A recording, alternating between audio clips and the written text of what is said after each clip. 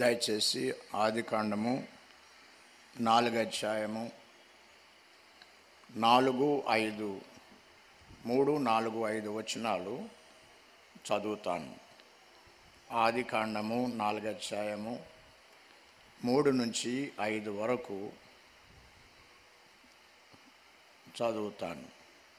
దయచేసి అందరూ చూడండి, లేకపోతే 3 వచనాలు కాబట్టి అందరం కలిసి చదువుదాం. చూసారా? ఆదికాండము 4వ అధ్యాయము 3-5 వరకు. కొంతకాలమైన తరువాత కయ్యూను పొలము పంటలో కొంత యెహోవాకు అర్పణగా తెచ్చాను.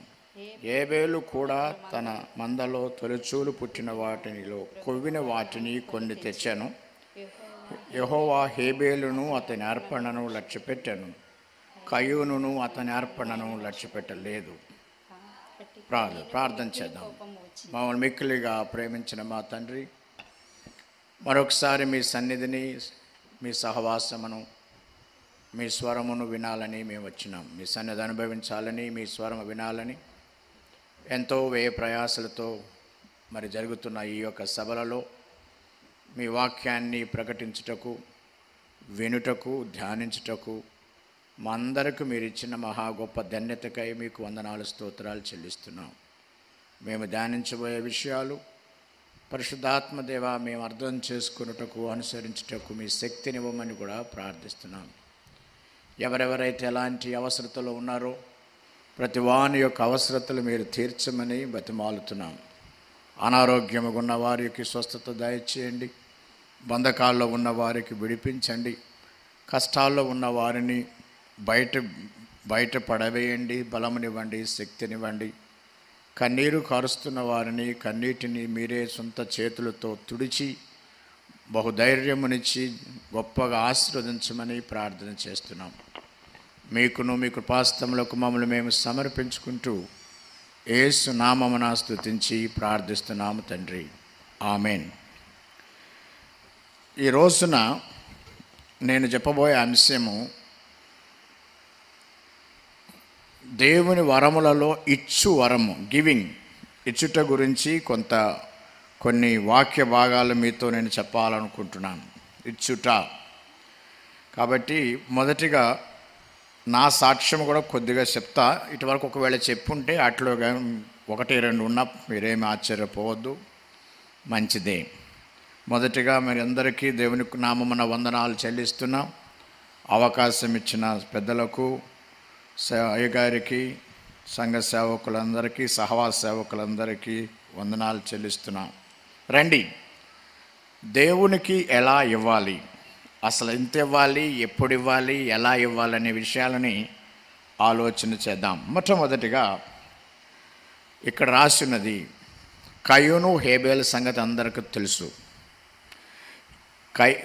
ముందు హేబేలు గురించి ఆలోచిద్దాం. 3 మాటలు ఆలోచించాలి. హేబేలు కూడా తన మందలో తొలిచూలును తెచ్చాడు.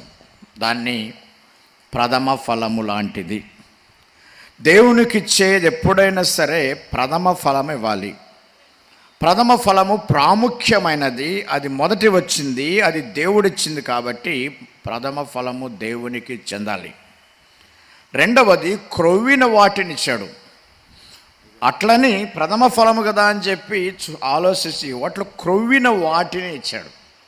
అంటే దయచేసి మీకు గుర్తుపెట్టుకోండి, ఒకటే ఇవ్వలేదు, కొవ్విన దానిని అని లేదు, కొవ్విన వాటిని. కొవ్విన వాటిని ప్రథమ ఫలముగా ఇవ్వటం. బైబిల్లో యేసు ప్రభువారు ప్రథమ ఫలముగా తన్ను తాను మానవాళికి ఇచ్చుకున్నాడు. ఆయన పునరుద్ధానమైన దినాన్ని మనం ప్రథమ ఫలముల పండుగ చేసుకుంటాం. బైబిల్లో 7 పండుగలు ఉన్నాయి. 7 పండుగల్లో 2 పండుగలు ఈరోజు నేను జ్ఞాపకం చేస్తున్నా. ప్రథమ ఫలముల పండుగ. ఆయన సిలువలో మరణించి పాతిపెట్టబడి తిరిగి లేచి మనందరి కోసం తన్ను తాను ప్రథమ ఫలముగా ఇచ్చుకున్నాడు. మరి 49 రోజులు 50 రోజుల తర్వాత పరిశుద్ధాత్మ దేవుడు ఏం చేసిండు? దేవుడు పరిశుద్ధాత్మని మనకిచ్చాడు. ఆ పరిశుద్ధాత్మ దేవుడు కోత పండుగ అంటాం. ప్రథమ ఫలముల పండుగ క్రీస్తు ప్రభువారైతే కోత పండుగ ఎవరంటే పరిశుద్ధాత్మ దేవుడు. ఇలా తన్ను తాను మనకిచ్చుకున్న యేసు ప్రభువును బట్టి, తన్ను తాను మనకిచ్చిన తండ్రి అయిన దేవుడు మనకిచ్చిన పరిశుద్ధాత్మ బట్టి మనము పొందిన వాటిలో నుంచే ఇవ్వాలి. మనము పొందినాం. ఏం పొందినాం? యేసు ప్రభువారిని పొందినాం, పరిశుద్ధాత్ముని పొందినాం. అందుకే మనం పొందిన వాటి గురించి ఆలోచిద్దాం. ఒక వచనం చదువుదాం. రోమాపత్రిక 8వ అధ్యాయం. దయచేసి రోమాపత్రిక 8వ అధ్యాయాన్ని తీయండి. ఒక చిన్న వచనం చదువుదాం. 31, 32. ఇట్లుండగా ఏమందుము, దేవుడు మన పక్షమున నుండగా మనకి విరోధి ఎవడు? తన సొంత కుమారుని అనుగ్రహించుటకు వెనుక తీయక మనందరి కొరకు ఆయనను అప్పగించిన వాడు ఆయనతో పాటు సమస్తమును మనకెందుకు అనుగ్రహింపడు? మనందరికి తన సొంత కుమారుని అనుగ్రహించుటకు వెనుక తీయని ఆయన మనందరి కొరకు ఆయన అప్పగించిన వాడు ఆయనతో పాటు సమస్తము మనకు ఎందుకు అనుగ్రహించాడు. దేవుడు మనకు ప్రథమ ఫలముగా యేసు ప్రభువుని అనుగ్రహించాడు. కోత పండుగగా యేసు ప్రభువారు మనకు తండ్రి అయిన దేవుడు పరిశుద్ధాత్ముని అప్పగించాడు. సరే, అందుట్లో నా మొదటి అంశం ఏంటంటే, ఏమి రాసింది ఇక్కడ? కయూనును అతని అర్పణను లక్ష్య పెట్టలేదు, కానీ హేబేలును అతని అర్పణను లక్ష్య పెట్టాడు. మీరు బాగా గమనించాలి. ఇచ్చిన దాంట్లో చెప్తేనేమో ఫస్ట్ కయూను గురించి చెప్పారు, కానీ దేవుడు అంగీకరించిన దాంతో చెప్తేనేమో ఫస్ట్ హేబేలు గురించి చెప్తున్నాడు. అంటే అర్థం ఏంటంటే, ఎవరు మొదట ఇచ్చారనేది కాదు, ఎవరు మంచిగా ఇచ్చారనేది. కాబట్టి ఇచ్చుటలో మొట్టమొదటిది ఏంటంటే దేవునికి జీవితాలు ఇవ్వాలి. ఏమిచ్చింది ముఖ్యం కాదు, ఎవరిచ్చినది ముఖ్యం. మనము దేవునికి అనేకమైన వాటిని ఇవ్వాలి. ఇచ్చేవారు మొట్టమొదటిగా ఏం చేయాలంటే తన జీవితాలని ప్రభువుకు అప్పగించాలి. జీవితాలు ఇచ్చిన వారిని వాళ్ళ జీతాలు ఇస్తే అప్పుడు ఆలోచిస్తాడు దేవుడు. కొంతమంది జీవితాలు ఇవ్వకుండా జీతాలు ఇస్తారు, కొంతమంది ఏమో జీవితాలు ఇస్తారు, జీతాలు ఇవ్వరు. దేవుడు అడుగుతున్నది ఏంటంటే జీవితాన్ని ఇవ్వాలి. దేవునికి ప్రాముఖ్యమైనది మన జీవితాలు. నేను కయూనుని ఎందుకు అంగీకరించలేదంటే అతని జీవితాన్ని అంగీకరించలేదు, అతని అర్పణను కూడా అంగీకరించలేదు. నేను హేబేలును ఎందుకు అంగీకరించానంటే అతని జీవితాన్ని అంగీకరించినాను, కాబట్టి అతను ఇచ్చిందా అని అనుకున్నాను. అందుకని నేను మొదటి అంశము, నువ్వు ఇచ్చేది ముఖ్యం కాదు, నిన్ను నీవు ఇచ్చుకోవాలి. రక్షణ పొందుటలో ఆయనకు మనల్ని మనం ఇచ్చుకోవాలి, రక్షణలో ఎదుగుటలో ఆయనకు మనం ఇచ్చుకోవాలి, సేవలో అనేకులకు సేవ చేయటంలో కూడా మనల్ని మనం ఇచ్చుకోవాలి. కాబట్టి మొదటిది ఇచ్చినది ముఖ్యము. ఇచ్చినది ముఖ్యం కాదు, కానీ ఇచ్చే వ్యక్తి యొక్క వ్యక్తిత్వం, అతని జీవితం దేవునికి అప్పగించుకోవాలి. అప్పగించుకోకపోతే దేవుడు ఏమీ అంగీకరించడు. నిజంగా నా జీవితంలో చాలామంది దేవుని సేవకులు ఇస్తేనే నేను చదువుకున్నాను. మా తల్లిదండ్రులు చెప్పారు, నువ్వు 5వ తరగతితో నువ్వు చదువు మానేస్తావని. అప్పుడు అనుకున్నాను, నేను ఇక 5 తర్వాత నేను చదువుకోలేను కదా అని. ఆ తర్వాత నేను 6వ తరగతికి వెళ్ళేటప్పుడు వరల్డ్ విజన్ వారు వచ్చి నన్ను స్పాన్సర్ చేశారు. మనము దేవుని సేవకులు ఇస్తే ఎక్కడో నుంచి వాళ్ళు పంపిస్తే నేను వరల్డ్ విజన్ ద్వారా సాల్వేషన్ ఆర్మీ హాస్టల్లో స్కూల్లో నేను చదువుకున్నాను. అప్పుడు ఎంతగానో ఆనందించినాను. ఈ రోజున లాస్ట్ మంత్లో పోయిన నెలలో ఒక భయంకరమైన సంగతి జరిగింది. వరల్డ్ విజన్ యొక్క ఫండ్స్ని భారతదేశపు గవర్నమెంట్ ఆపేసింది. FCRI అంటారు దాన్ని. అనేక ప్రపంచమంతటి నుంచి భారతదేశానికి నాలాంటి పేద విద్యార్థులను చదివించటానికి ఎప్పుడిది కొన్ని దశాబ్దాలుగా వాళ్ళు చేస్తూ ఉన్న సేవని భారతదేశము సంపూర్ణంగా బంద్ చేసింది. ఆ విషయం తెలిసిన వెంటనే ఎంతోమంది బాధపడ్డారు. మొదటిగా బాధపడింది నేనే. అరే, నన్ను చదివించిన దాన్ని వీళ్ళు ఆపేశారా? నాలాంటి పేద విద్యార్థులను ఎవరు చదివించడానికి ఇష్టపడకపోతే వాళ్ళు చదివిస్తే దేవుని బిడ్డల యొక్క సంఘాల ద్వారా, దేవుని బిడ్డల యొక్క ఇచ్చుట ద్వారా, ఎవరో నన్ను ఆస్ట్రేలియా వాళ్ళు నన్ను డబ్బులు పంపిస్తే, నన్ను చదివిపిస్తే ఈరోజు భారతదేశము అలాంటి గొప్ప సంస్థని మూసివేయటం అయింది. చాలా విచారం. నేను చాలామందికి ఫోన్ కూడా చేసిన, అరే మనంతా బంద్ చేశారా అని. కాబట్టి ఇలాంటి దేవుని సేవకులు అనేక మంది ఇస్తున్నారు. అంతేకాదు, బీటెక్లో అప్పుడు వరల్డ్ విజన్ ఆగిపోయింది, నాకివ్వటం మానేపోయింది. అనేక మంది సేవకులు, స్వార్థికులు వాళ్ళు మనీ ఆర్డర్ పంపిస్తే నేను చదువుకున్నాను. ఆ రోజులు మనీ ఆర్డర్లు కదా, ఫోన్పేలు ఏం లేవు. ఇప్పుడు ఫోన్పేలు, జీపేలు అన్నీ ఉన్నాయి. ఆ రోజుల్లో మనీ ఆర్డర్ రావాలంటే వారం పడుతుంది. అలా దేవుని పిల్లల యొక్క సొమ్ముతో, ఇచ్చుటతో నేను చదువుకోవటం అయింది. కాబట్టి ఇవ్వటం అనేది చాలా ప్రాముఖ్యమైనది. మొదటిగా దేవునికి మనం ఇచ్చుకోవాలి, రక్షించబడాలి, మారు మనసు పొందాలి. మన జీవితాన్ని ఆయన అంగీకరించకపోతే మనం ఇచ్చేదాన్ని ఆయన అంగీకరించడు. కాబట్టి దయచేసి మీరు ఇస్తూ ఉంటే ఇచ్చేటప్పుడు పరీక్షించుకోండి, దేవునికి మొదటిగా మనం ఇచ్చినామా లేదా అని. అయినా హేబేలు ఎందుకు చంపాడు? దేవుడు అంగీకరించిన వారిని మనుష్యుడు చంపటం లేక సాతాను యొక్క తంత్రం మనం చూస్తాం. 3:15 ఏమున్నది? ఆదికాండం 3:15, మరియు నీకును స్త్రీకిని నీ సంతానమునకును ఆమె సంతానమునకు వైరము కలుగజేసేదను, అది నిన్ను తల మీద కొట్టును, నీవు దానిని మడిమ మీద కొట్టుదువని చెప్పెను. ఈ మాట సాతాను చూస్తా ఉన్నాడు. దేవుణ్ణి ఎవడు అంగీకరిస్తే వాడిని లేపేయాలి అని. దేవుడి చేత అంగీకరించబడని కయ్యూను లాంటి వారి వల్ల సాతానుకి ఏం బాధలేదు. కయ్యూను లాంటి వాళ్ళు లక్షల మంది భూమి మీద బతకని, కోట్ల మంది భూమి మీద బతకని, ఆ దేవుని చేత అంగీకరించబడ్డాడంటే వీడే నన్ను కొడతాడేమో అని దేవుని చేత అంగీకరించబడి దేవుని చేత వాడబడుతున్న ప్రతి ఒక్కరిని చంపటానికి ప్రయత్నం చేశాడు. అప్పటి నుంచి యేసు ప్రభు వచ్చిన తర్వాత కూడా యేసు ప్రభువును చంపడానికి ప్రయత్నం చేశాడు. కానీ సాతానుకు ఒక సంగతి తెలియలేదు. నీకును స్త్రీ సంతతికిని ఆమె సంతానముకును, ఇది స్త్రీ సంతానం, మగవానికి స్త్రీకి పుట్టిన సంతానం కాదు ఇది. సాతానికి ఆ ఒక్క మాట తెలియలేదు. స్త్రీ సంతానం. ప్రపంచ చరిత్రలో మగవాని ప్రయాణము లేకుండా స్త్రీకి పుట్టిన ఒకే ఒక వ్యక్తి యేసు ప్రభువారు. స్త్రీ సంతానం అంటే ఇంక ఆయన తప్ప ఇంకెవ్వరు లేరు. ఆ ఒక్క లాజిక్ తెలియక సాతాను అందరిని చంపుకుంటానికి ప్రయత్నం చేస్తున్నాడు. ఆయన ఎక్కడ కొడతాడు? తల మీద కొడతాడు. గొలియాతుని ఇందాక విన్నాం కదా, గొలియాతుని దావీదు ఎక్కడ కొట్టాడు? నొసట మీద కొట్టాడు. నేను చాలాసార్లు ఆలోచించిన, ఏంటిది నొసట మీద కొట్టాడు అంటే, మరి కొట్టాలి కదా, నొసట మీదే కొట్టాలి. సాతానుకు స్నేహితుడైన సాతాను లాంటి గొలియాతుని దేవుని పక్షం ఉన్న వాడు ఎక్కడ కొట్టాలంటే ఇక్కడే కొట్టాలి. ఆయన 5 తీసుకుంటాడు రాళ్ళు. చాలామందికి అనుకుంటారు 5 ఎందుకు తీసుకున్నాడు రా బాబు అని. ఆ 5 తీసుకున్న దానికి చాలా కారణం ఉన్నది. చూడండి ఒక మాట, ఎందుకు 5 తీసుకున్నాడో, ఎందుకు మరి దాన్ని కొట్టాడో. 2వ సమూయేలు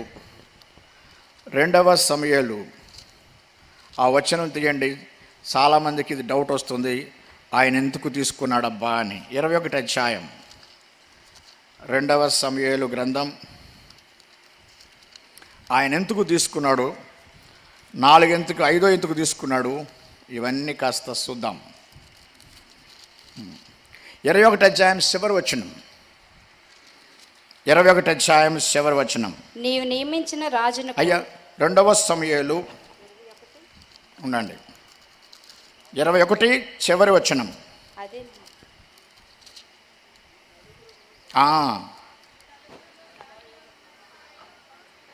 ఈ నలుగురును గాతులో ఉన్న రెఫాయిములైన సంతతి వారైన దావీదు వలనను అతని సేవకుల వలనను హతులైరి. ఎవరా నలుగురు? గాతు వాళ్ళైన నలుగురు. గాతువాడంటే ఎవరు? గాతువాడెవరు? గొల్లియాతు. గొల్లియాత్, ఫస్ట్ నిన్ను చంపుతా, తర్వాత 4 వాళ్ళ కోసం పెట్టినా వాళ్ళ సంగతి కూడా చూస్తా. కానీ దావీదు అక్కడ ఉన్నాడు, కానీ చంపింది మాత్రం ఆయన సేవకులే. ఈ 4 మాత్రం దాచిపెట్టింది ఆయన కోసమే. కాబట్టి మొట్టమొదటి ఇక్కడే కొట్టాలి. కాబట్టి మొదటి అంశాన్ని గురించి ఆలోచించేద్దాం. మనలో మనం ఇచ్చుకోవాలి, దేవునికి సమర్పించుకోవాలి. సో ఇచ్చుటలో మొట్టమొదటి అంశము మనలో మనం ఇచ్చుకొనుట. ఇచ్చువానిలోనే ప్రాధాన్యత ఉన్నది, కానీ ఇచ్చే విధానంలో మాత్రమేమీ లేదు. ఇవ్వటం అనేది ముఖ్యంగాని దానికి మన ముఖ్యమైనది ఇచ్చువాని యొక్క హృదయము చాలా ప్రాముఖ్యం. ద్వితీయోపదేశ కాండం 16 అధ్యాయం 17వ వచనం. రెండవ దానికి వెళ్దాం. ద్వితీయోపదేశ కాండము 16 అధ్యాయము 17వ వచనం. వారు ఒట్టి చేతులతో యెహోవా సన్నిధిని కనబడక నీ దేవుడైన యెహోవా నీకు అనుగ్రహించిన దీవెన చొప్పున ప్రతివాడును తన శక్తి కొలది ఇయ్యవలెను. వాడు ఒట్టి చేతులతో యెహోవా సన్నిధికి కనపడకూడదు. ఎవ్వరు కూడా ఒట్టి చేతులతో రాకూడదు. నీ దేవుడైన యెహోవా నీకు అనుగ్రహించిన దీవెన చొప్పున ప్రతి వాడును తన శక్తి కొలది ఇవ్వాలి. దీని మాట ఏం పేరు పెట్టుకున్నానంటే, నేను మొదటిది జీవితం ఇవ్వాలి, తర్వాత అర్పణ ఇవ్వాలి, రెండవది పొందిన దాంట్లో నుంచే ఇవ్వాలి. పొందని వారెవరు లేరు. ఎవరో ఒట్టి చేతులతో వచ్చారట, వచ్చి నాదేముంది ప్రభువా, ఏమేస్తున్నా దగ్గర పైసలు ఏమి డబ్బులు లేవు ఏం లేవు అంటే, దేవుడు అన్నాడట, చేతులు ఉన్నాయి కదా, ఈ 2 చేతులు ఉన్నాయి కదా, చేతులతో ఏదైనా పని చేయరాదు. దేవుడిచ్చిన చేతుల్ని ఒట్టి చేతులు తీసుకురాకు. ఆయన ఒట్టి చేతులతో ఆయన సన్నిధికి కనపడకూడదు. నీ దేవుడైన యెహోవా నీకు అనుగ్రహించిన దీవెన చొప్పున ప్రతి వాడును తన శక్తి కొలది ఇవ్వాలి. శక్తి కొలదంటే అందరూ సమానంగా ఎవరికి ఎంతుంటే వాళ్ళు అంత ఇస్తారు. సమృద్ధి కొలది శక్తి కొలది ఇస్తారు. పక్కవాడు 1000 రూపాయలు ఇస్తున్నాడని 1 రూపాయి ఇచ్చేవాళ్ళు బాధపడాల్సిన అవసరం లేదు. కానీ ఒక మాట బాగా ఉంటుంది, ప్రతివాడు ఇవ్వాలి. ఒక్క మనిషి 1,00,000 రూపాయలు ఇచ్చే కన్నా 10 మంది 1,00,000 రూపాయలు ఇస్తే ఎంత బాగుంటుంది. అదే 1,00,000 రూపాయలు 10 మంది ఇస్తే ఎంత బాగుంటుంది. ఎందుకంటే 10 మంది ప్రార్థన చేసేవాళ్ళు ఉంటారు ఆ 1,00,000 రూపాయలు వెనక. ఒకడే గనక 1,00,000 రూపాయలు ఇస్తే ఒకడే కదా ప్రార్థన చేసింది నీ కోసం, నీ సేవ కోసం. కాబట్టి ప్రతి వాడు ఇవ్వాలి, పొందిన దాంట్లో నుంచి ఇవ్వాలి, శక్తి కొలది ఇవ్వాలి. మనం ఖచ్చితంగా ఇవ్వాలి. రండి 1వ దినవృత్తాంతములు 29 అధ్యాయం. దావీదు ఎలా ఇచ్చాడో కొంచెం జ్ఞాపకం చేసుకుందాం. 1వ దినవృత్తాంతములు 29వ అధ్యాయము. దావీదు తన చివరి దశలో తన మందిరం కట్టడానికి ఆయన మాట్లాడుతున్నాడు తన ప్రజలతో. ఇక్కడ 3 మాటలు ఉన్నాయి. దావీదు ఇచ్చాడు, ప్రజల్ని ఇవ్వమన్నాడు, స్తుతించాడు. Personally you give, make others to give, and that brings the praise to the Lord. నువ్వు వ్యక్తిగతంగా ఇవ్వాలి, ప్రజల చేత ఇప్పించాలి. చాలాసార్లు ప్రజలను అడిగితే తప్పు అనుకుంటారు. తప్పు కాదు. తప్పుగా అడిగినా, దాన్ని తీసి తప్పుగా వాడినా అది తప్పు. ప్రజల చేత చెప్పటం అనేది ఏమాత్రం తప్పు లేదు. కానీ ఇచ్చేటప్పుడు జాగ్రత్త. 2 రకాల తప్పులు చేస్తున్నారు కొంతమంది. Good people giving to the wrong people. మంచివారు చెడ్డవారైన వారికి ఇస్తున్నారు. చెడ్డవారు మంచి వారికి ఇస్తున్నారు, అది 2వ రకం. మంచివారు చెడ్డవారికి ఇచ్చినా అది వృధా అయిపోతుంది. కొంతమంది దేవుని సేవకులని పేరు పెట్టుకుని రకరకాల పనులు చేసుకుని వాళ్ళ జీవితాలు కానీ అసలు మీకు తెలియవు. వాళ్ళు పుట్టి కూడా సేవ మొదలుపెట్టి కూడా 10 సంవత్సరాలు కాదు, వాళ్ళు 10 ఎకరాల పొలాన్ని కొనాలంటారు. ఇక అట్లా ఉంటుంది వాళ్ళ పని. అలాంటి వాళ్ళ గురించి జాగ్రత్త. ఇప్పుడు 80 సంవత్సరాలకి 8 ఎకరాలంటే నేనన్నా, నాకు తెలియదు 8 ఎకరాలని, 80 ఎకరాలు అనుకున్నాను. 80 సంవత్సరాల తర్వాత 80 ఎకరాలు కూడా కొనవచ్చు. కానీ 8 ఎకరాలు కొనటంలో చాలా చిన్నదే. కానీ మంచివారు చెడ్డవారికి ఇచ్చుట జాగ్రత్త. చెడ్డవారు మంచివారికి ఇచ్చుట అంటే ఎవరాళ్ళు? అననయ సప్పెర. అపోస్తలుడైన పేతురు మంచివాడే. ఆయన దగ్గర ఒక్క పైసా ఉండదు. ఏం మాట్లాడి ఉంచుకోడు, ఆయనకు ఆయనే ఇచ్చుకున్నాడు. ఆయన దగ్గరకు వచ్చి వాళ్ళు అప్పగించారు, చెడ్డ మనసుతో ఇచ్చారు. కాబట్టి ఇచ్చుటలో ఈ రెండు మాటల్ని నేను జ్ఞాపకం చేస్తున్నా. మంచివారు చెడ్డవారికి ఇవ్వకండి, చెడ్డవారు మంచివారికి ఇచ్చిన ఉపయోగం లేదు. కాబట్టి ఇచ్చుట గురించి జాగ్రత్త. ఎవరికి ఇస్తున్నాం, ఎలా ఇస్తున్నాం, వారి సాక్ష్యం తెలుసా, వారి సేవ తెలుసా, ఆలోచన చేయండి. ఇవాళ ఎప్పుడు ఎక్కువైపోయినాయి, అలాంటివన్నీ తేలికైపోయినాయి. గత 15-20 సంవత్సరాల క్రితం ఇలాంటిది లేదు, కానీ ఈ మధ్య వచ్చిన వారు చాలా ఎక్కువయ్యారు. కాబట్టి జాగ్రత్త, ఎలాంటి వారికి ఇస్తున్నాం, ఎలా ఇస్తున్నాం అనేది గుర్తుపెట్టండి. మూడో అంశానికి వెళ్దాం. మూడో అంశం ఏంటంటే వ్యక్తిగతంగా ఇచ్చుట, వ్యక్తుల చేత ఇప్పించుట, స్తుతిని వ్యక్తము చేయుట. దేవుని ఆరాధించేటట్టు చేయాలి. ఒక మాట అంటాడు చూడండి, ఆయన 14వ వచనం 29:14. ఈ ప్రకారము మనహోపూర్వకంగా ఇచ్చు సామర్థ్యము మాకుండుటకు నేనెంత మాత్రపు వాడను, నా జనులెంత మాత్రపు వారు, సమస్తమును నీ వలనే కలిగిను గదా, నీ స్వసంపాద్యములో కొంత మేము నీకు ఇచ్చి ఉన్నాము. నీ స్వసంపాద్యములో కొంత మీకు నేను ఇచ్చి ఉన్నాం. ప్రభువా, నీవిచ్చినదంతా కూడా నీ స్వసంపాద్యమే కదా, ఇది నీదే కదా, ఈ భూమి నీదే కదా, ఇదంతా నీదే కదా, నీ స్వసంపాద్యములో కొంత మేము నీకు ఇచ్చి ఉన్నాం. దేవునికి ఇచ్చుట అనేది కృపావరం. చాలామంది మహామహా గొప్ప కృపావరాలు కోరుకుంటారు, కానీ ప్రవచించుట, స్వస్థపరచుట ఇలాంటి కృపావరాలు చాలా ఉన్నాయి. వాటిల్లో ఒక కృపావరం ఏంటంటే టు గివ్, ఇచ్చుట. ఇచ్చుట అనే కృపావరము అందరికీ లేదు. అది పొందుకునే కృపావరాలు ఉన్నాయి, కానీ ఇచ్చే కృపావరాలు లేవు. అది ఎలా కృపావరమైందో కూడా మీకు తర్వాత చెప్తా. చదవండి, రోమాపత్రిక 12:8. రోమాపత్రిక 12:8. బోధించువాడైతే బోధించుటలోను, హెచ్చరించువాడైతే హెచ్చరించుటలోను పని కలిగి ఉందుము. పంచిపెట్టువాడు శుద్ధ మనసుతోను, పై విచారణ చేయువాడు జాగ్రత్తతోను, కరుణించువాడు సంతోషముతోను పని జరిగించవలెను. పంచిపెట్టువాడు అంటే ఇన్ జనరాసిటీ. పంచిపెట్టువాడు శుద్ధ మనసు అంటే జనరాసిటీ అంటే ఎక్కువగా ఇచ్చేవాడు. పంచిపెట్టడం అంటే భోజనాలు పంచిపెట్టడం కాదు. ఇక్కడ పంచిపెట్టువాడు అంటే ఇచ్చేవాడు జనరాసిటీతో ఉండాలి. ఇంగ్లీష్లో అయితే the one who contributes has to give out of generosity. జనరాసిటీతో ఇవ్వాలి, మంచి హృదయంతో ఇవ్వాలి, సామర్థ్యం కొలది ఇవ్వాలి అంటూ 13వ వచనం కూడా చదవమ్మా. పరిశుద్ధుల అవసరములలో పాలు పొందుచు శ్రద్ధగా ఆతిథ్యము ఇచ్చుచుండుడి. పరిశుద్ధుల అవసరతములో పాలు పొందుట. పరిశుద్ధులైన వారికే మళ్ళీ జాగ్రత్త. ఎవరు పడితే వాళ్ళ అవసరాలు పాల్గొవద్దు. ఆడు స్టార్ట్ చేసి సేవ స్టార్ట్ చేసి 5 ఏళ్ళు 10 ఏళ్ళు కూడా కాలేదు, ఆయన 100 ఎకరాలు కొనేస్తాడు. ఆ తర్వాత 100 ఎకరాలని ఆడ నమ్మిపోయినా పోతాడు. లేకపోతే వాటిని పెట్టుకెళ్ళి ఇంకొక దేశంలో అసెట్సో లేకపోతే రకరకాలేవో కొనుక్కుంటాడు. చాలామందులు ఉన్నారట, అలాంటి వాళ్ళు కూడా ఉన్నారు ప్రస్తుతంలో.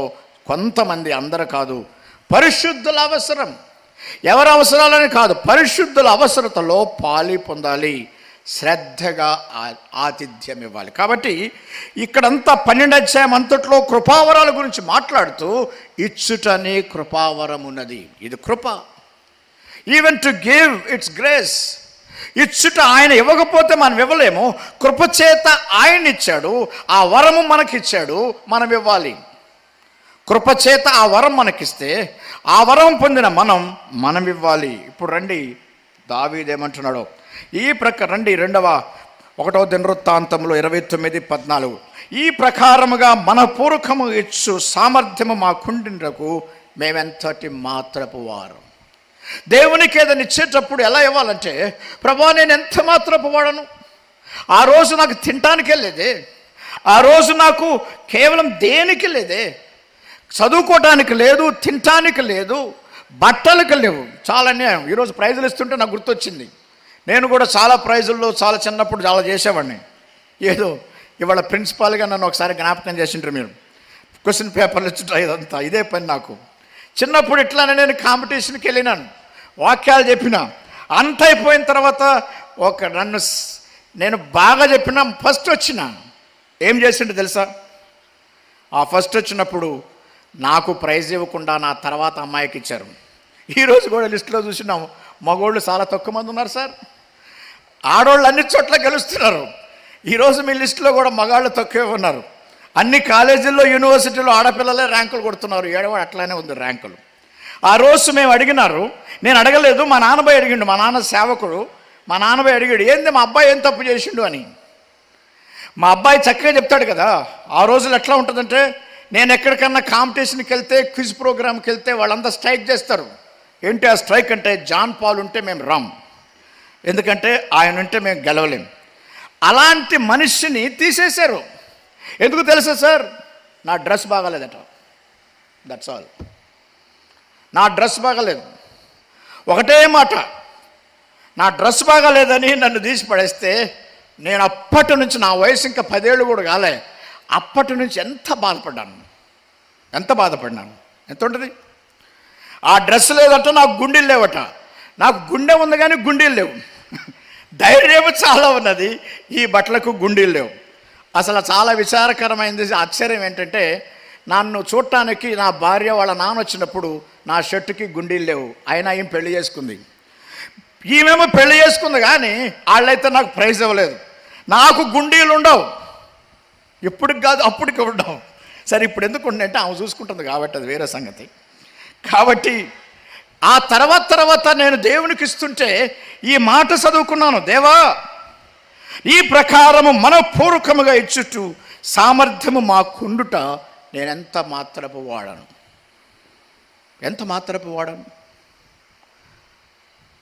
నేను చాలా సంస్థలు పెట్టిన తర్వాత సరే వాటిలో ఏదో కొంచెం లాస్ వచ్చింది. లాస్ వచ్చిన వాళ్ళు ఎవరు పైసలు ఇవ్వరు. లాస్ వచ్చిందని వాళ్ళు అడుగుతూ ఉంటారు. బిజినెస్ని మూసేద్దామనుకున్నా 2008 నుంచి నా దగ్గర ఉన్న అన్ని ఖాళీ చేస్తూ వచ్చిన, అందరికి ఇచ్చుకుంటా వచ్చిన, కేవలం ఒకటే చేసిన, కేవలం సేవకులకు సేవకే ఇచ్చిన. 3 రూల్స్ పెట్టిన మా ఇంట్లో. నేను నా భార్య కలిసి ఇన్ని ఆస్తులు కోల్పోయినాం కదా, మనం ఏం చేద్దాం అనుకొని మేమిద్దరం కలిసి 3 రూల్స్ పెట్టినాం. మనకున్నవన్నీ కూడా సేవకులకే ఇవ్వాలి. మొదటిది సేవకులకు ఇవ్వాలి. 2 ఉచితంగా ఇవ్వాలి, ఒక్క పైసా తీసుకోలే. లక్షలు కోట్లు ఇచ్చేసినాం. కోట్లు పోగొట్టుకున్నవాడు అన్నిటినీ మళ్ళీ ఫ్రీగా ఇచ్చేసిన ఇస్తూ. 3వ రూల్, మొదటిది ఏంటి? సేవకులకు ఇవ్వాలి. 2వది ఉచితంగా ఇవ్వాలి. 3వ సీక్రెట్ ఉన్నది, అది సహజంగా ఎవరు చేయరు. అది తీసుకెళ్ళేటప్పుడు ట్రాన్స్పోర్ట్ కూడా మేమే ఇవ్వాలి. ఇక లారీలు బయలుదేరినాయి, పెద్ద హాస్టల్స్ ఉన్నాయి. హాస్టల్స్లో మంచాలు ఎన్ని ఉంటాయి కదా, మంచాలు కంచాలు ఉంటాయి కదా. లారీలు బయలుదేరిన, హైదరాబాద్ నుంచి విజయవాడకు లారీలు బయలుదేరినాయి. ఒక లారీ ఎంత నింపేసినా ఏం చేయాలి? ఆ సేవకుడికి చెప్పిన దానికి ఖర్చు కూడా నేనే ఇస్తా. ఆ ఖర్చు కూడా నేనే ఇచ్చి పంపించిన లారీ. అప్పుడు వాళ్ళకి ఇంకా గొప్పవాళ్ళు, వాళ్ళు సంవత్సరం అయిన తర్వాత ఏమన్నారు తెలుసండి? అయ్యగారు మీరు పంపించిన పెయింట్ అంతా పోయిన మంచాలు, మరి మమ్మల్ని వేయమంటారా అన్నారు. అంటే ఇండైరెక్ట్గా మీరేమని వేస్తారా అని. నేనే వేయించినాం. అంటే దేవునికి ఇచ్చుటకు ఎంత మాత్రపు వారం. 208లో నేను ఇక్కడికి వచ్చింది మీకు తెలుసో లేదో, 8, 9 గుర్తులేదు. పీటర్ గారికే తెలుసు, శామ్యుల్ గారికే తెలుసు, పిలిచింది వాళ్ళే కాబట్టి. ఆ రోజుల్లో అలాంటి సమయాల్లో ఉన్నప్పుడు నేను మీకు వచ్చి వాక్యం చెప్తుంటే నేను చాలా ఆశ్చర్యపోయినా. అప్పుడే అసలు బాధల్లో ఉన్నాను. అంటే డబ్బులు పోయినంత కాదు, రకరకాల బాధల్లో ఉంటాయి కదా అప్పుడు. అయితే 208లో మొదలుపెట్టిన వెకేటింగ్ ఇవ్వటం 221లో అయిపోయింది. 8, 9 అంట. థ్యాంక్స్. 209 ఇద్దరున్నారు కదా నాకు సాక్ష్యం. కుడి పక్కన భార్య, ఎడం పక్కన పీటర్ గారు ఉన్నారు. వాళ్ళిద్దరు చెప్తున్నారు కదా. కాబట్టి 209లో మొదలుపెట్టినవి ఎప్పుడు దాకా ఇచ్చారనుకున్నారు? 221 దాకా ఇచ్చిన ద లాస్ట్ ట్రక్ ఎక్కడ పోయిందంటే మెట్టుపల్లి, తెలంగాణ అనుకుంటుంది. అలా ఇవ్వటం. కానీ ఇచ్చేటప్పుడు ఏమంటున్నాడు చూడండి, ఈ ప్రకారము మనపూర్వకముగా ఇచ్చు సామర్థ్యము మాకుండుట నేనెంత మాత్రపు వాడను. ఎందుకంటే ఈ యొక్క బ్లడ్లో మిషనరీస్ యొక్క కష్టం ఉన్నది. ఈ రక్తంలో చదువుకున్నది, డిగ్రీల్లో మిషనరీస్ యొక్క కష్టం ఉన్నది. దేవుని సేవకుల యొక్క సొమ్మున్నది. దేవుని సేవకులు పంపించిన మనీ ఆర్డర్లు ఉన్నవి. పొందిన మనము ఇవ్వాలి కదా. ఇచ్చేటప్పుడు ఎట్లా ఇవ్వాలి? దేవుని స్తుతిస్తూ ఇవ్వాలి. దేవా, మేమెంత మాత్రపు వాడం. బాబు ఎట్టంటారు తెలుసా? బాబు సేవ కొంచెం ఇవ్వచ్చు కదంటే, మేమెంతటి మాత్రపోళ్ళయ్యా అంటే ఇవ్వకుంటానికి ఎంత మాత్రపోవడం. ఆయన ఇవ్వకుండా ఎంత మాత్రపు వాడంటల్లా, ఇస్తూ ఏమంటున్నాడు? నేనెంత మాత్రపు వాడను. నేను ఒక్కడే కాదు ప్రభా, నా జనులంత మాత్రము సమస్తము నీ వలనే కనేవి కదా, ఇస్తా, దయచేసి తీసుకో. ఆయన తన వ్యక్తిగతంగా ఉంచినవి, ఆయన తన రాజుగా గ్యాదర్ చేసినవి ఇస్తూ ఒక మాట అన్నాడు. ఆ మాట చాలా గొప్ప మాట. దయచేసి 3వ వచనం. మరియు నా దేవుని మందిరము మీద నాకు కలిగి ఉన్న మక్కువ చేత నేను ఆ ప్రతిష్ఠితమైన మందిరము నిమిత్తము సంపాదించి ఉన్న వస్తువులు గాక నా స్వంతమైన బంగారమును వెండిని నా దేవుని మందిరము నిమిత్తము నేను ఇచ్చేదను. నా దేవుని మందిరము నిమిత్తము నేను ఇచ్చేదను. నా దేవుని మందిరము నిమిత్తము నేను ఇస్తాను. నా దేవుని మందిరం, ఆ దేవుని మందిరం కాదు, నా దేవుని మందిరం. 80 సంవత్సరాలుగా సేవా అనుభవం పొందిన మేము కూడా ఇన్ని సంవత్సరాలు వచ్చినవి. ఇక మీరు అంటానికి లేదు. సుమారు 15 సంవత్సరాల నుంచి వస్తూనే ఉన్నాం. ఆత్మీయ మేలు పొందుతూనే ఉన్నాం. మేము ఎప్పుడు వచ్చినా ప్రసంగాలు చేయటమే రాం. అందుకే ఇద్దరు వస్తాం. ప్రసంగాలు చేస్తే ఒకడే రావాలి కదా, ఇద్దరు వస్తాం. ఆయన ఇంకెవరు లేరు కదా ఇంటికాడ, అందుకు వస్తాం. కాబట్టి ఇద్దరు వస్తాం. పిల్లలు ఉన్నప్పుడు కూడా వచ్చినాం, పిల్లలు అమెరికాలో ఉన్నప్పుడు కూడా వచ్చినాం. ఆ రోజున వరల్డ్ విజన్ వాళ్ళు నాకు సహాయం చేస్తే నా భార్య ఏమన్నా తెలుసా, అమెరికాలో ఫస్ట్ రాగానే డబ్బులు రాగానే ఆమె పోయి అమెరికాలో ఎత్తుక్కుంటూ పోయింది. వరల్డ్ విజన్ ఆఫీస్ ఎక్కడుందని ఎత్తుక్కుంటూ పోయి అక్కడ ఇచ్చేసింది. ఎందుకు? మా నాన్నని చదివిపించారని. కాబట్టి దేవుని మేలు పొందినప్పుడు మనము అనాలి, నా దేవుని మందిరం. ఎవరిస్తారంటే నా అన్నవాళ్ళే ఇస్తారు. నా సేవ, మన అందరి కోసం జరుగుతున్న సేవ అన్నవారే ఇస్తారు. కాబట్టి ఆలోచించండి. ఇప్పుడు పెద్ద ముందు ఉన్న మహా గొప్ప పని, ఆ పని గురించి కూడా ఏమన్నా నేను చదువుతాలి, ఎక్కువ సమయం కాదు. మొదటి వచ్చిన వాళ్ళు ఏమంటున్నారంటే, కట్టబోవు ఆలయం మనుషుని కాదు, దేవుడైన యెహోవాకే కనుక ఈ పని బహు గొప్పది. ఇది బహు గొప్పది. నెహెమ్యా కూడా అన్నాడు, ఎజ్రా కూడా అన్నాడు, ఇది బహు గొప్పది. దేవుని యొక్క పని బహు గొప్పది. ఆ పనిలో నేను పాలివాడను. నా దేవుని మందిరం సేవ ఎప్పుడు కూడా నా దేవునిది, నేను అనే మాట వచ్చిన వారే ఇస్తారు. 5వ వచనం, ఈ దినమున యెహోవాకు ప్రతిష్ఠితముగా మనఃపూర్వకముగా ఇచ్చువారు ఎవరైనా మీలో ఉన్నారా? నేనెంత చేసినా మీరేమన్నా ఇస్తారా? ఇస్తే దేవుని సేవకు ఇవ్వండి. నాకేమన్నా ఇవ్వట్లే, నేనేమీ కట్టట్లేదు. కట్టబడుతున్న ఈ సేవకు నేను అనుకున్నా ఈ సంవత్సరమే మీటింగ్లో అక్కడికి వస్తాను అనుకున్నాను. అది పోస్ట్ పోన్ అయిన తర్వాత కొంచెం విని కొంచెం బాధపడ్డా, అర్థమైంది. కాబట్టి ఈ మహా గొప్ప పనిలో అందరూ పాల్గొండి. ఈ మహా గొప్ప పని చాలా బహు గొప్పది, దేవుని పని. ఈ దినము యెహోవాకు ప్రతిష్ఠితముగా మనఃపూర్వకముగా ఇచ్చేవారు మీలో ఎవరైనా ఉన్నారా? 4వ దానికి వెళ్ళిపోదాం. సామెతలు 3వ అధ్యాయం. సామెతలు 3వ అధ్యాయం 9-10 వచనాలు. నీ రాబడి అంతటిలో ప్రథమ ఫలమును నీ ఆస్తిలో భాగమును ఇచ్చి యెహోవాను గణపరచుము. అప్పుడు నీ కొట్లలో ధాన్యము సమృద్ధిగా ఉండును. నీ గానుగలలో నుండి క్రొత్త ద్రాక్షారసము పైకి పొరలి పారును. ఈ 3వ అధ్యాయం 1-10 వరకు రెండు వచనాలు, నువ్వేం చేస్తే నీకేమవుతుంది, ఇది చేస్తే ఏమవుతుంది, అప్పుడు అప్పుడు అప్పుడు చూడండి కొంచెం దయచేసి ఈ 10 వచనాలు చూడండి, నేను చదువుతాను. వినిపిస్తా. రెండవది అప్పుడు అంటే అవి, 4వ వచనం అప్పుడు, 6వ వచనం అప్పుడు, 8వ వచనం అప్పుడు, 10వ వచనం అప్పుడు. అప్పుడు అంటే ఎప్పుడు? ఎప్పుడు? ఇందాక మనం దావీదు యొక్క ఆ లోయ గురించి విన్నాం కదా. ఆ లోయ పేరు ఎలా లోయ.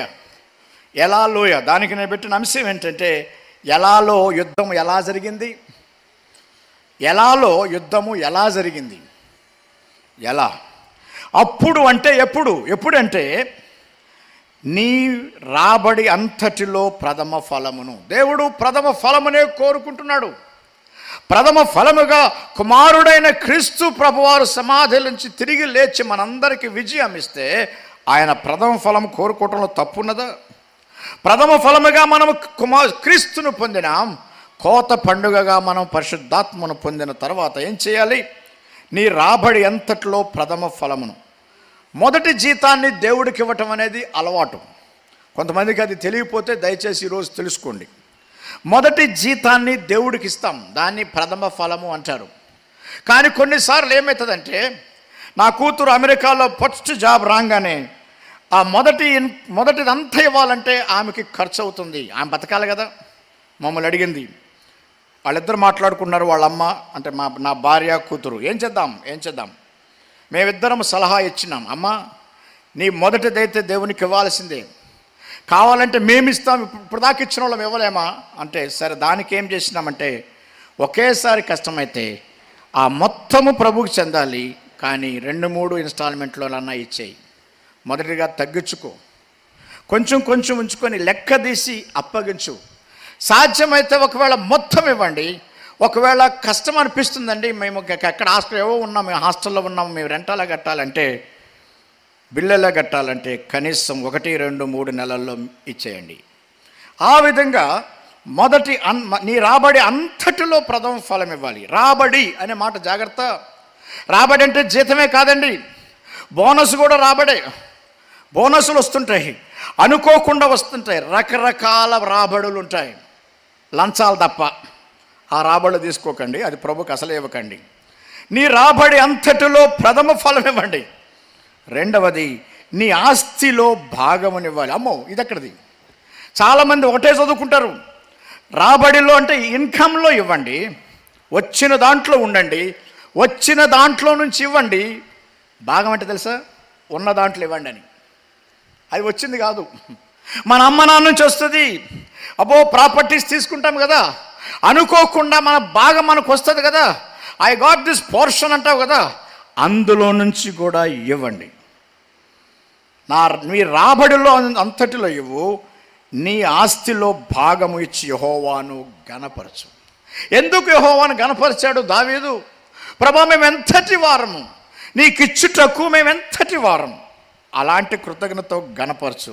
అప్పుడేమవుతాయి? నీ కోట్లలో ధాన్యము సమృద్ధిగా ఉంటుంది, నీ గానుగలలో నుండి క్రొత్త ద్రాక్షరసము పైకి, సమృద్ధి, ఓవర్ఫ్లోయింగ్. సఫిషియంట్ అంటే సరిపోయేది, కానీ ఎక్కువ అయ్యేదంటే ఇతరులకు ఇచ్చే అంత వస్తుంది. ఇచ్చేయి, దాన్ని ఇవ్వాలి. ఆ లిమ్కాన్ ఆయన గురించి మీకు తెలిసి ఉంటుంది. ఆయన 10% ఇస్తూ 10% ఇస్తూ ఆయన చేస్తూ ఉన్నాడు. రకరకాల కొంత బిజినెస్ వాళ్ళు, క్రైస్తవ బిజినెస్ పీపుల్ ఉంటారు, చేస్తూ ఉంటే చివరికి ఏమైందంటే ఆయన 10% ఆయన ఉంచుకొని 90% దేవుని సేవకు ఇస్తూ వస్తున్నాడు. 10%లో నుంచి 90%. ఇవాళ ఎందుకో మన అంకుల్ ఫస్ట్ ఇక బ్లాక్ బుక్ చూపించకుండానే వెళ్ళిపోయాడు. ఆ దారిలో నేను కలిసిన బ్లాక్ బుక్ అంకుల్ మనకు తెలుసు కదా, ఎప్పుడు వచ్చి బుక్ చూపిస్తూ ఉండేవాడు. ఈసారి బుక్ చూపించలేదు, అందుకే కాబోలు నేను ఎక్కువ చెప్పాల్సి వస్తుంది. కాబట్టి దేవునికి మనం ఇవ్వాలి. దేంట్లో ఇవ్వాలి? రాబడిలో ఇవ్వాలి, ఆస్తిలో కూడా ఇవ్వాలి. చాలాసార్లు జీతంలో నుంచి ఇవ్వటమే చూసుకుంటున్నారు, రాబడిలో చూసుకుంటున్నారు, కానీ ఆస్తిలోని ఇవ్వటం గొప్ప చాలామంది ఆలోచించటం లేదు. అదేదో వచ్చేసిందిలే అనుకుంటున్నారు. ఒకవేళ నీ దగ్గర రాకముందు అది పోయి ఉంటే ఏమయ్యేది? కాబట్టి ఆయన మనకు ఇచ్చిన దాంట్లో నుంచి మనం ఎందుకు ఇవ్వాలి? ఇప్పుడు పొందిన దాంట్లో నుంచి ఇవ్వటం ఒకటైతే పొందటానికి ఇవ్వండి, ఇది సామెతల గ్రంథం. ఇప్పుడు దాకా మనం చూసినామో పొందిన దాంట్లో నుంచి ఇచ్చుట, ఇప్పుడేమో పొందుట కొరకు ఇచ్చుట. పొందాలి, అలాంటి దానికోసం దయచేసి మీరు ఇవ్వండి. మలాకి 3వ అధ్యాయం, మలాకి 3వ అధ్యాయం, మలాకి 3వ అధ్యాయం 10వ వచనం. నా మందిరములో ఆహారం ఉండునట్లు 10వ భాగం అంతయు మీరు నా మందిరపు నిధిలోనికి తీసుకుని రండి.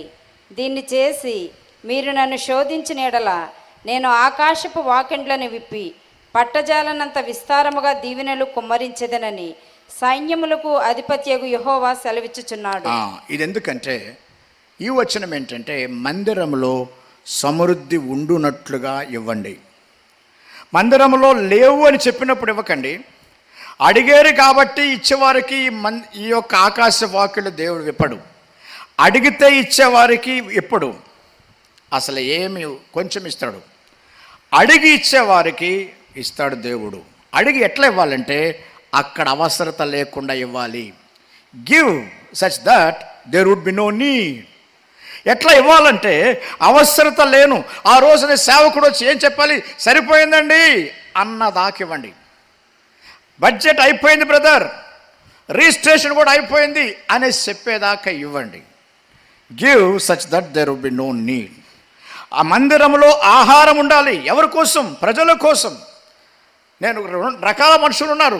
వారి ఇంటి కట్టుకునే వాళ్ళకి ఇవ్వకండి. వారి బిడ్డల చదువులంటే ఇవ్వాలో లేదో ఆలోచించండి. దేవుని మందిరం కోసం అయితే చక్కగా హాయిగా సంతోషంగా కృతజ్ఞతతో ఇవ్వచ్చు. ఆహారం ఉండునట్లు 10వ భాగం అంతయు మీరు నా మందిరంలోనే తీసుకుని రండి. దీన్ని చేసి మీరు నన్ను శోధించినడలా ఆకాశవాకళ్ళ నిప్పి పట్టజాలంత విస్తారముగా దీవెనలు కుమ్మరిస్తాను. ఎలాంటి వారికి అంటే ఇప్పుడు ఇదేంటంటే ఆశీర్వాదములు పొందుటకు ఇవ్వండి. ఏ ఆశీర్వాదం ఇది? ఆకాశ వాకిళ్లను ఇప్పే అంత ఆశీర్వాదం పొందాలంటే పట్టజాలని విస్తారమైన దీవెనలు. పొందటంలో కూడా రకరకాలు ఉన్నాయి. నువ్వు పొందుటకు ఇవ్వు అనేది, సమృద్ధి కోసం ఇవ్వు అనేది సామెతలు. పట్టజాలనంతా ఇచ్చేది దానికి ఇవ్వండి. ఎప్పుడు? మందిరములో సమృద్ధి ఉండునట్లుగా ఇవ్వండి. కాబట్టి ఇవ్వటం అనే దాన్ని మనం ఖచ్చితంగా నేర్చుకోవాలి. ఇచ్చి దేవునికి కృతజ్ఞత చెల్లించాలి. ఇచ్చి దేవుని సేవలో పాల్గొవాలి. అంత తేలిగ్గా మనం మర్చిపోవటానికి వీల్లేదు. మార్క్స్ వార్త 12వ అధ్యాయం, కొత్త నిబంధనకి వెళ్దాం. మార్క్స్ వార్త 12వ అధ్యాయం 41వ వచనం నుంచి. ఆయన కానుక పెట్టి ఎదుట కూర్చుండి జనసమూహము ఆ కానుక పెట్టెలో డబ్బులు వేయుట చూచుచుండెను. ధనవంతులైన వారు అనేకులు అందులో విశేషముగా సొమ్ము వేయుచుండిరి. ఒక బేద విధవరాలు వచ్చి 2 కాసులు వేయగా ఆయన తన శిష్యులను పిలిచి, కానుక పెట్టెలో డబ్బులు వేసిన వారందరికంటే ఈ బేద విధవరాలు ఎక్కువ వేసినని మీతో నిశ్చయముగా చెప్పుచున్నాను. వారందరూ తమకు కలిగిన సమృద్ధిలో నుండి వేసిరి గాని ఈమె తన లేమిలో తనకు కలిగినదంతయు అనగా తన జీవనమంతయు వేసినని చెప్పెను. చాలా ఆశ్చర్యకరమైనది ఏంటంటే దేవుడు చూచుచుండెను. దేవుడు చూచుచుండెను. ఆ కానుకలు పెట్టి ఎదుట కూర్చున్నాడు. జనసమూహం అంతా కానుక పెట్టెలో డబ్బులు వేయటూ చూస్తున్నాడు. ధనవంతులు అనేకులు వస్తున్నారు. అందులో విశేషమైన సొమ్ము వేస్తున్నారు. ఎంత వేస్తున్నారో చాలా చాలా వేస్తున్నారు. కానీ దేవుడు ఈ భేద విధవరాల యొక్క కానుకలు చూశాడు. మనం అనుకుంటాం, నేనిచ్చే 10 రూపాయలు దేని పనికి వస్తుంది, నేనిచ్చే 100 రూపాయలు దేని పనికి వస్తుంది, 500 దేని పనికి వస్తుంది. కానీ దేవుడు అంటున్నాడు, చూడండి, ఈ భేద విధవరాలు ఎక్కువ వేశాను. అందరికన్నా తక్కువ వేసింది ఎవరంటే ఈమె, కానీ ఈమె ఎక్కువ వేసింది అంటున్నాడు. 2, వారు సమృద్ధిలో నుంచి వేసిరి కానీ ఈమె అయితే లేమిలో తనకు కలిగినదంతయు అనగా తన జీవనమంతటిని వేసింది.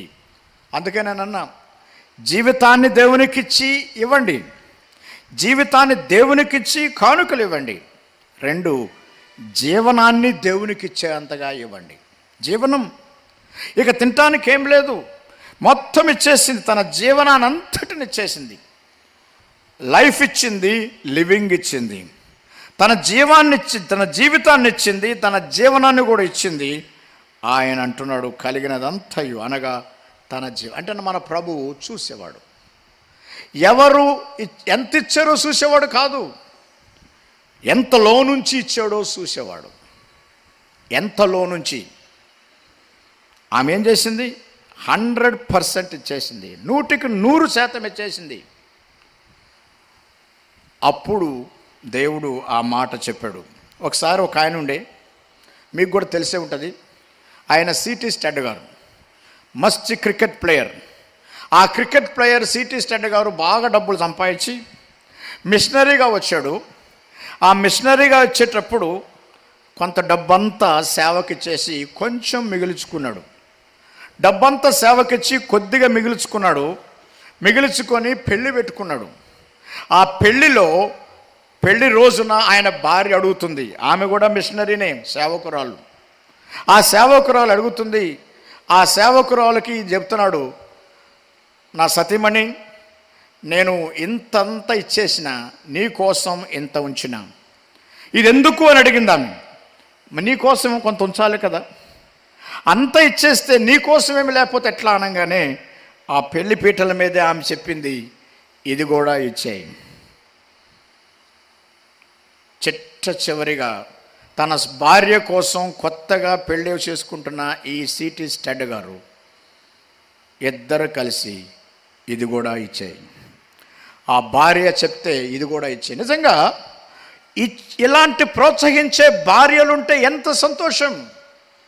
అసలు ఆడవాళ్ళు ఇస్తుంటే కొంతమంది లాగేస్తుంటారు వెనక్కి. లాక్కోవద్దు, ఆడవాళ్ళు జాగ్రత్త, ఇచ్చుటకు ప్రోత్సహించండి. ఆయన భార్య ఏమన్నది? నా కోసం విధించుకుంటున్నావు, ఇది కూడా ఇచ్చేయి, మనిద్దరం కలిసి విశ్వాసంతో దేవుని వైపు చూద్దామని చెప్పింది. ఆ కొంచెము కూడా ఇచ్చేశారు. ఒట్టి చేతులతో ఆరంభించారు.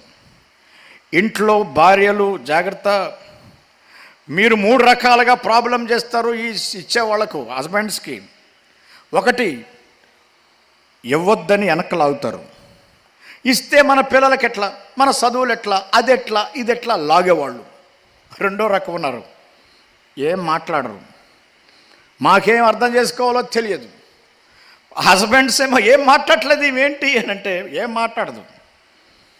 హస్బెండ్స్ భయపడతా ఉంటారు, ఆలోచనలు పడతారు.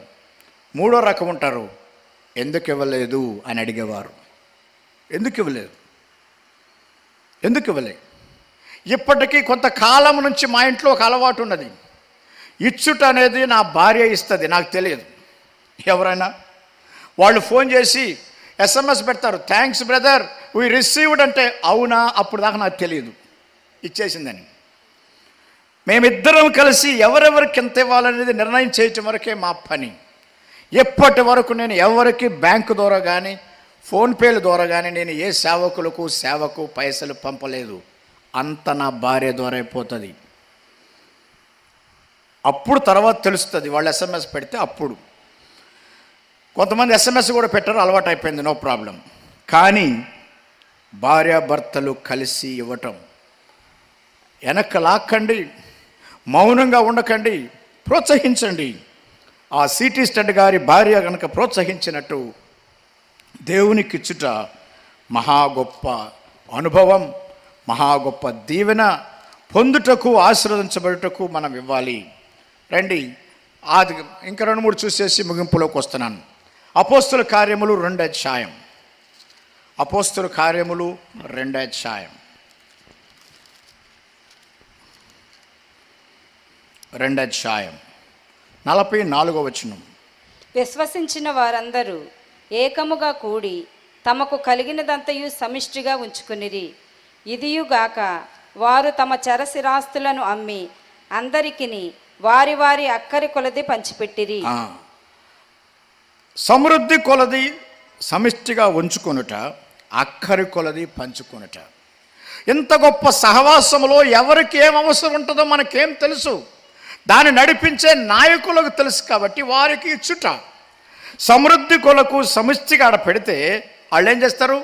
అక్కరి కొలది పంచుతారు. అక్కరి కొలది. ఇది చాలాసార్లు జరిగింది. మొన్ననే కరోనాలో ఒక విషయం జరిగింది. అందరిట్లా కరోనాలో లక్షలు అవుతున్నాయి కదా. ఒక్కొక్కళ్ళు కలిసి సహవాసంలో ఉన్నారు. చిన్న సహవాసమే అది. ఒక్కొక్కళ్ళు 10,000 రూపాయలు, 5,000 రూపాయలు, 2,000 ఇచ్చినోడు ఉన్నాడు, 1,000 రూపాయలు ఇచ్చినోడు ఉన్నాడు, ఒకడు 1,00,000 ఇచ్చినోడు ఉన్నాడు, 1,00,000 ఇచ్చినోడు ఉన్నాడు, 1,000 రూపాయలు ఇచ్చినోడు ఉన్నారు. వీళ్ళల్లో ఒక్కడికి కరోనా వచ్చింది. ఎవరికి కరోనా వచ్చింది తెలుసా? 1,000 రూపాయలు ఇచ్చినోడికి వచ్చింది. ఇప్పుడు ఏం చేయాలి? నువ్వు 1,000 ఇచ్చావు కదా అని 1,000 ఇస్తావా? ఆ సేవకుడు ఏం చేసిండు? సమిష్టిగా ఉన్న దాంట్లో నుంచి అక్కర్లో ఉన్న ఈ కరోనా వచ్చిన వాడికి 1,00,000 రూపాయలు ఇచ్చాడు. ఇచ్చుటలో సమిష్టిగా తీసుకురావాలి. There should be a store. కొత్త నిబంధన ప్రకారం అది ఒక స్టోర్, బ్యాంక్ లాగా ఉండాలి. అక్కడి నుంచి అక్కరి కొలది వెళ్ళవాలి. సమిష్టిగా ఉంచుకొనుట, అక్కరి కొలది పంచుకొనుట సహవాసంలో జరగాలి. ఎవరికి ఏం అవసరం ఉంటుందో మనకు తెలియదు. కాబట్టి సహవాసంలో, సేవకులలో, చిన్న చిన్న స్థానిక సంఘాల్లో సేవకునికి ఇవ్వాలి. ఇలాంటి పెద్ద సహవాసంలో సహవాసం వారికి ఇవ్వాలి. మనం మర్చిపోవద్దు. ఇంకొక మాట చూద్దాం. 1 కొరింథీ 16 అధ్యాయం. 1 కొరింథీ 16 అధ్యాయం 1-2 వచనాలు. పరిశుద్ధుల కొరకైన చందా విషయమైతే నేను గలతీయ సంఘములకు నియమించిన ప్రకారము మీరును చేయుడి.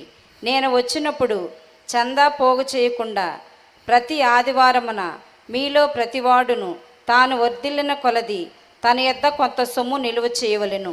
నేను వచ్చినప్పుడు మీరెవరిని యోగ్యులని ఎంచి పత్రికలిత్తురో వారి చేత మీ ఉపకార ద్రవ్యమును యెరూషలేమునకు పంపుదును. 3 మాటలు చెప్పి వదిలేస్తా. ఇది మొదటిది, ప్రతి ఆదివారమును ఇవ్వవలెను.